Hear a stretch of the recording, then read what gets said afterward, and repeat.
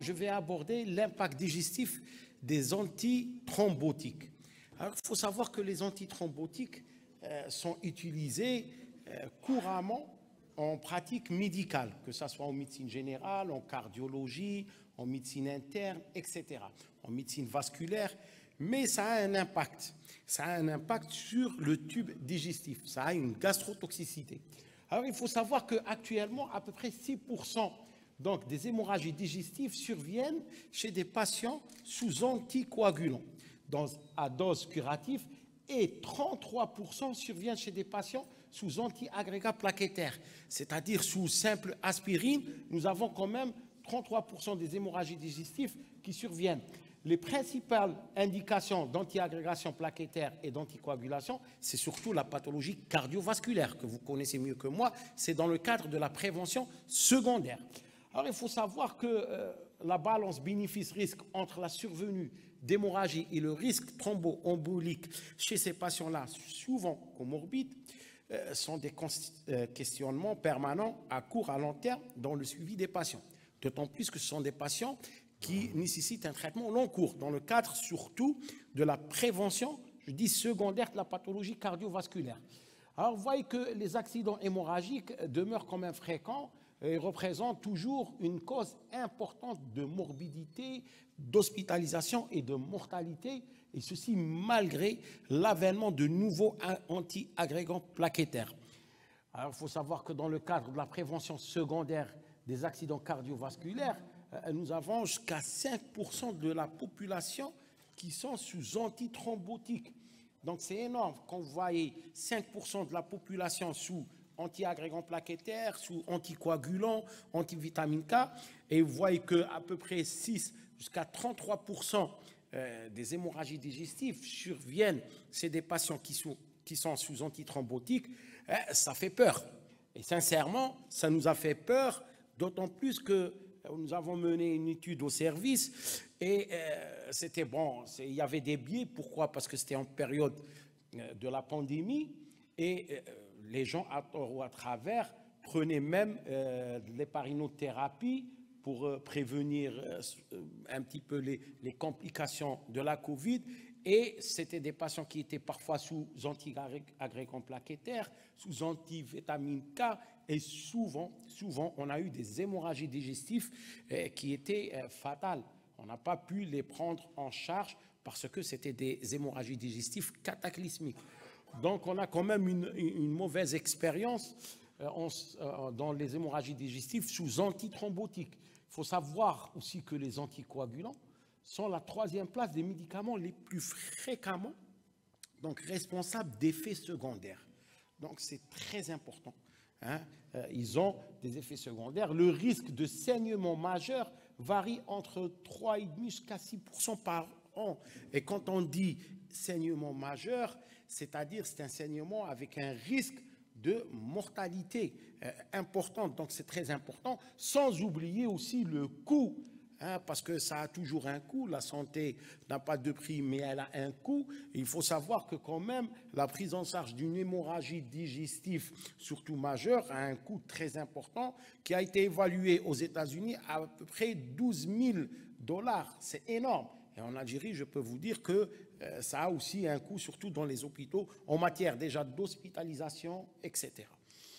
Alors, vous voyez là qu'il y a eu une publication en 2017, c'est surtout les pharmaciens qui ont publié ce qu'on appelle la comparaison des médicaments impliqués dans le décès.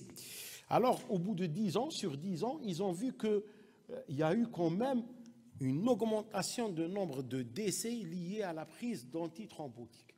Alors, au lieu d'avoir une diminution, nous avons eu une augmentation de décès liés directement à la prise d'antithrombotiques. Alors, petit rappel, je sais que vous connaissez mieux que moi les antithrombotiques. Nous, en tant que gastro, on ne travaille pas beaucoup avec, mais les antithrombotiques, il y a 2 grandes familles. Il y a les anticoagulants, type héparine, etc., et antivitamine K. Et il y a les anti-agrégants plaquettaires qui sont connus en Algérie, c'est surtout l'aspirine et le clopidogrel. D'accord? Et parfois, on associe 2 anti-agrégants plaquettaires, parfois on associe, c'est les associations.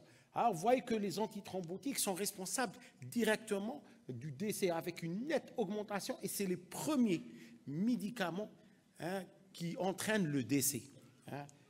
Alors, voyez là qu'il y a eu aussi ce tableau récapitulatif qui montre les décès liés aux médicaments et vous voyez quand même que dans cette petite cohorte, qu'à peu près 15%, 15 malades sont de 15% des décès étaient liés à la prise d'anticoagulants et c'était surtout dû à quoi? À une hémorragie digestive.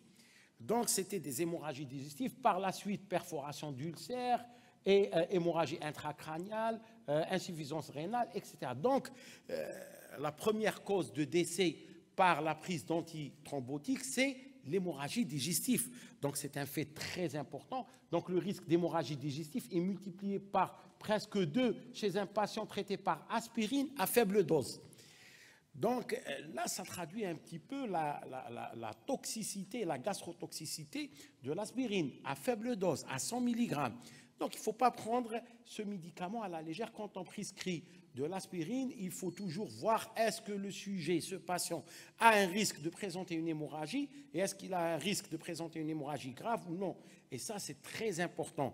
Et vous voyez que ce risque peut être 7,4 fois en cas de double agrégation plaquettaire. Et on sait actuellement que la majeure partie des patients en prévention secondaire d'une pathologie cardiovasculaire sont sous double anti-agrégation plaquettaire, à savoir surtout aspirine plus clopidogrel dans la majorité des cas. Donc, le risque hémorragique d'hémorragie digestive sévère plus élevé chez les patients sous double anti-agrégant plaquettaire, surtout l'association aspirine et clopidogrel. Donc, les anticoagulants oraux directs augmentent l'incidence des hémorragies digestives. Alors, avec l'avènement de ces anticoagulants oraux directs, on croyait qu'on allait diminuer le risque ou les effets secondaires de l'utilisation de l'antivitamine K. Alors oui, ils ont facilité un petit peu la surveillance parce que ça ne nécessite pas de demander des TP et INR, mais en corollaire, ils ont augmenté le risque d'hémorragie digestive. Donc faites très attention à l'utilisation de ces nouveaux anticoagulants oraux. Alors voyez là aussi alors le lien entre l'âge et le risque de présenter une hémorragie digestive. Et tout à l'heure, j'ai présenté ce qu'on appelle la constipation sur le sujet âgé. Et je vous ai dit que la population algérienne actuellement est une population quand même il y a une grande part de personnes, on va dire, âgées. Parce que l'espérance de vie, elle est passée en 62, elle était de 43 ans. Actuellement, elle est entre 73 ans pour l'homme et 77 ans pour la femme. Donc, vous voyez, il y a eu un gain très important. Mais néanmoins, plus on vieillit, plus on a de pathologies et plus on a recours à certains traitements. Et ces traitements ont des effets secondaires, que ce soit sur le foie, comme ça a été très bien présenté par mon ami professeur Chéry, mais aussi sur le tube digestif, et c'est l'hémorragie digestive. Et ça peut entraîner, nous avons vu un nombre important de décès. Donc, vous voyez une évolution parallèle, linéaire, à partir de 75 ans. Mais après, si vous voyez à partir de 6-7 ans d'utilisation, il y a quand même une stabilisation chez le sujet de plus de 75 ans, et ça devient vraiment, il y a une évolution parallèle. Donc, à partir de 6-8 ans d'utilisation d'antithrombotiques, même les sujets âgés de moins de 75 ans vont avoir une évolution qui va être parallèle au sujet âgé. Donc, vous voyez que le risque est toujours là, même si le sujet jeune, à partir d'un certain temps ou d'une certaine durée d'utilisation des antithrombotiques. Donc, vous voyez qu'en fin de compte, les effets secondaires, surtout hémorragiques, c'est surtout l'apanage du tube digestif. Donc, vous voyez qu'à peu près, c'est 53% de tous les hémorragies digestives qui sont d'origine digestive. Et la mortalité, la mortalité, elle est aussi importante, c'est à peu près 43% donc de décès par hémorragie digestif liés à l'utilisation des antithrombotiques. Et quand je parle des antithrombotiques, ça sous-entend que ce soit l'aspirine à faible dose, que ce soit une association ou que ce soit les antivitamines K.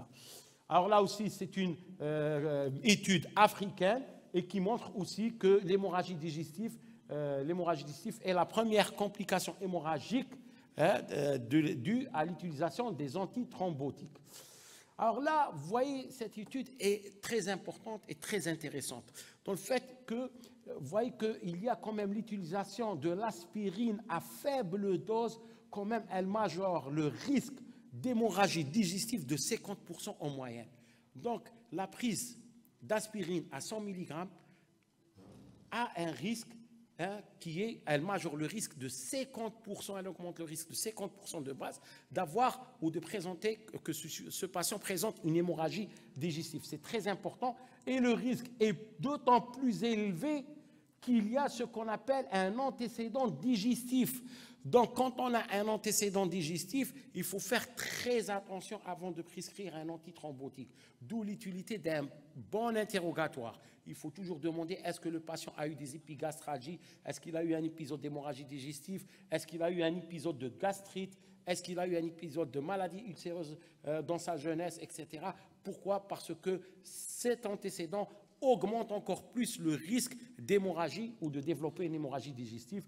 Et bien sûr, le risque d'association de base est majoré avec l'association de l'aspirine avec un autre anticoagulant. Alors maintenant que nous avons vu un petit peu, nous avons brossé un petit peu le tableau, que l'utilisation des antithrombotiques a un risque important sur le tube digestif qui est représenté par les hémorragies digestives qui peuvent être amenées à entraîner le décès, donc qui peuvent être létales. Alors maintenant, est-ce qu'il y a une possibilité de prévention? Et c'est là la problématique parce que la plupart des patients qui viennent chez nous aux urgences digestives pour hémorragie digestive et chez qui on note la prise d'antithrombotiques, eh bien malheureusement, et je le dis malheureusement, il n'y a pas d'EPP qui sont associés dans le cadre de la prévention. Et ça a été un constat non seulement en Algérie, chez nous, c'est une étude qui va être publiée en février normalement, mais aussi même dans les pays dits, c'est-à-dire industrialisés, etc., développés. Là, même le médecin ne prend pas le temps de prescrire ou de faire ce qu'on appelle un interrogatoire pour voir s'il y a un risque majeur ou non de faire une hémorragie digestive, et ils ne prescrivent pas d'EPP, et ce qui amène les patients à faire ces hémorragies digestives. Alors cette étude, il y a eu une seule méta-analyse qui a regroupé plusieurs études pour voir est-ce que les EPP apportaient réellement une diminution du nombre d'hémorragies digestives chez des patients qui étaient sous antithrombotiques ou non. Et cette étude, l'unique méta-analyse traitant des essais randomisés sur l'utilisation des EPP, des inhibiteurs à pompe à proton versus placebo, donc c'est des sujets sous antithrombotiques. Cette étude, qu'est-ce qu'elle a montré? Elle a montré quand même une diminution de 74% du risque hémorragique. Donc c'est très important et c'était très significatif. Alors, vous voyez, là aussi, quand on utilise la courbe de Kaplan-Meier, on voit que les patients qui étaient sous EPP ont moins de risque de faire un événement hémorragique par rapport aux patients qui étaient sous placebo. Alors là, dans le cadre des hémorragies digestives majeures, alors surtout fatales et invalidantes, les patients traités par des antithrombotiques en prévention secondaire présentent une majoration exponentielle de ce risque hémorragique sur le long terme. Donc, actuellement, la coprescription des EPP permet quand même de prévenir ou de diminuer cette potentialité hémorragique. Et ça, c'est très important à connaître. Alors, il faut savoir que quand on veut prescrire un antithrombotique, utiliser des scores de prédiction d'hémorragie digestive. Et là, je vous ai choisi, parce qu'il y a plusieurs scores, mais ce score a été dans une méta-analyse, le score donc Hasbled a montré qu'il était le plus prédictif d'hémorragie digestive. Alors c'est quoi? On prend généralement l'âge, est-ce qu'il y a un antécédent d'AVC, antécédent de saignement gastro-intestinal, la créate, l'atteinte de la fonction hépatique, est-ce qu'il y a une HTA, est-ce qu'il y a de l'alcoolisme, toxicomanie, etc. Et là, ce score donc, nous permet, lorsqu'il est supérieur ou égal à 3, de prédire un risque d'hémorragie digestive. Et s'il y a un risque d'hémorragie digestive important, il faudrait le prévenir par l'association d'un inhibiteur de la pompe à proton.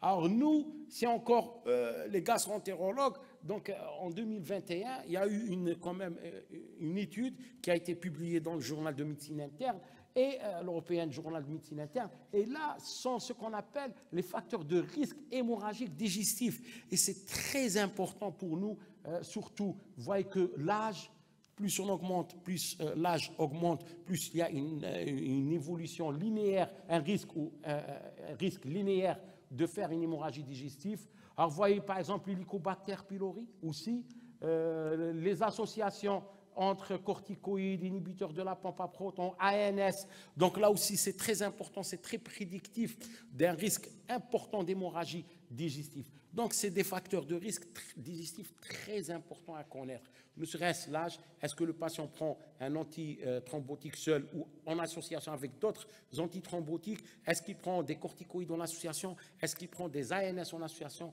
Est-ce qu'il a un antécédent digestif, surtout d'hémorragie digestive, maladie ulcéreuse? Alors, et est-ce qu'il a un profil HP positif, un statut HP positif ou non? Alors là, il y a d'autres indications, mais vous voyez que, par exemple, l'utilisation des EPP à visée gastroprotective chez les patients sous double anti-agrégant plaquettaire ne semble donc pas non plus déraisonnable. Pourquoi? Parce qu'on a pris même des patients qui avaient un risque d'hémorragie digestive faible, et on a vu que si on associait des EPP, il y avait quand même une réduction du risque d'hémorragie digestive, donc sans sur-risque ischémique, parce que surtout les cardiologues ont peur des associations, on va la voir surtout entre le clopidogrel et les EPP, et bien quand on associe, il n'y a pas un sur-risque de syndrome ischémique. Alors là, c'est un algorithme qu'il faudrait avoir, si vous voulez, si on a quelque chose à retenir. On retient cet algorithme. Alors, vous voyez, des patients qui nécessitent quand même une anticoagulation ou une anti-agrégant plaquettaire, oui. Est-ce qu'il y a un risque donc gastro-intestinal? Si oui, alors là, il faut voir, est-ce qu'il y a un antécédent, par exemple, d'ulcère?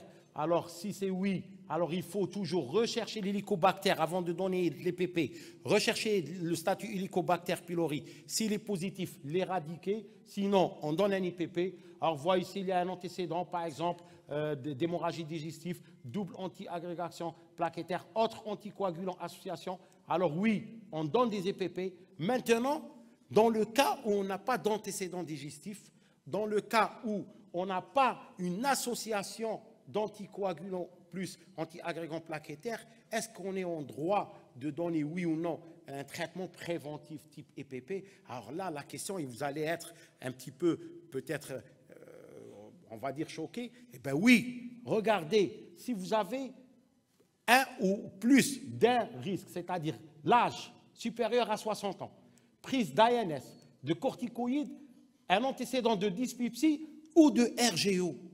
Et je suis sûr et certain que tous les patients qui viennent vous voir, les sujets sont généralement pour une anti-agrégation plaquettaire, c'est que c'est des sujets qui ont une pathologie cardiovasculaire dans le cadre de la prévention secondaire. La plupart sont âgés de plus de 60 ans. Et quel est le patient qui n'a pas dans ses antécédents une dyspepsie ou qui n'a pas un RGO? Donc, vous voyez que l'utilité des EPP en association avec les antithrombotiques est presque, on va dire, systématique pour prévenir le risque hémorragique. Alors là, c'est un petit peu, on va dire, si on n'a pas prévenu l'hémorragie digestive, et c'est ce qu'on est confronté à ce type de patient en Algérie, malheureusement. Eh bien, il y a eu quand même l'association, l'European Society of Gastroendoscopy, a donné des recommandations. Alors, devant une hémorragie digestive haute aiguë, chez un patient sous anticoagulant, alors qu'est-ce qu'il faut? Il faut arrêter l'anticoagulant dès l'admission. En cas d'instabilité hémodynamique, bien sûr, il faut la supplémentation. Parfois, on est amené à donner des antidotes contre antivitamine K. En cas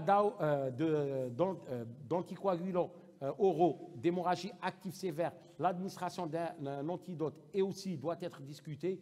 L'endoscopie, alors c'est ça qui a changé un petit peu. L'endoscopie digestive haute et si nécessaire, l'hémostase endoscopique, alors ne doivent pas être retardées. C'est-à-dire avant, quand on avait une hémorragie digestive chez un patient qui prenait des antivitamines K ou des anticoagulants, alors on disait au cardiologue qu'il faut le stabiliser. 2-3 jours après, on lui fera une fibroscopie, on avait peur d'aggraver le syndrome hémorragique. Eh bien non, actuellement, il ne faut pas retarder et si au besoin, faire un traitement hémostatique, généralement, soit d'éclipse, soit si on n'a pas d'éclipse, alcoolisation ou c'est-à-dire plasma argan pour pouvoir arrêter cette hémorragie digestive. Alors, l'endoscopie digestive, l'anticoagulant, donc, doit être repris dès que l'hémorragie est contrôlée, bien sûr en discutant toujours avec le cardiologue de votre patient. La rapidité d'action actuellement donc des anticoagulants donc oraux est très rapide,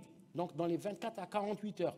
Donc ce n'est pas comme l'utilisation des antivitamines K pour l'action, pour que leur action commence, il fallait attendre 3-5 jours. Donc on peut d'emblée arrêter pendant 7 jours, pendant la phase d'hémorragie digestive, dès la stabilisation d'hémorragie digestive, on peut remettre les anticoagulants. L'utilisation de score pour estimer le risque de thrombose et le risque surtout hémorragique peut aider à guider la décision clinique. Vous voyez ça, ce sont les interventions d'hémostase qu'on peut utiliser. Donc, généralement, l'hémorragie digestive peut se stabiliser toute seule, mais le plus souvent, on utilise soit, chez nous, on utilise soit des clips, plus souvent des clips, parfois on utilise l'alcoolisation, donc on met un peu d'adrénaline ou d'alcool dans l'ulcère ou l'ulcération. Alors, juste pour vous dire, pour utiliser les EPP, alors vous voyez que toutes les études qui ont été menées, même aux États-Unis, pour avoir une bonne observance thérapeutique et pour avoir une bonne action, il faut au minimum 30 minutes avant le petit déjeuner. Car vous voyez que la prise optimale n'était en fait que chez 46% des patients. Donc vous voyez que même les médecins, même aux États-Unis, on n'arrive pas à bien donner les EPP. Les EPP doivent être donnés à jeun 20 à 30 minutes au minimum avant le petit déjeuner. Alors pour les interactions IPP-clopidogrel, c'est un débat, oui, qui a fait couler beaucoup d'encre, mais en fin de compte, on peut soit espacer les prises ou jouer sur le choix des produits. Alors, il faut savoir qu'actuellement, toutes les études et les méta-analyses ont montré qu'il n'y avait pas de sur-risque entre l'utilisation des EPP, même l'oméprazole et le clopidogrel. Donc, dans un souci de maximiser la sécurité, il faut seulement espacer la prise de l'oméprazole et du clopidogrel, voire changer la classe d'oméprazole. Au lieu de donner de l'oméprazole, on peut donner par exemple l'onzéprazole, les oméprazoles. Donc, les interactions, vous voyez que les dernières recommandations de l'American College ne préconisent pas d'adaptation chez les patients sous clopidogrel. Alors, le délai, on peut respecter un délai de 12 heures entre les deux prises, substituer le clopidogrel par d'autres anti-agrégants plaquettaires, privilégier le pantoprazole ou les oméprazoles qui ont moins d'interaction avec le clopidogrel. Et je vous remercie de votre attention.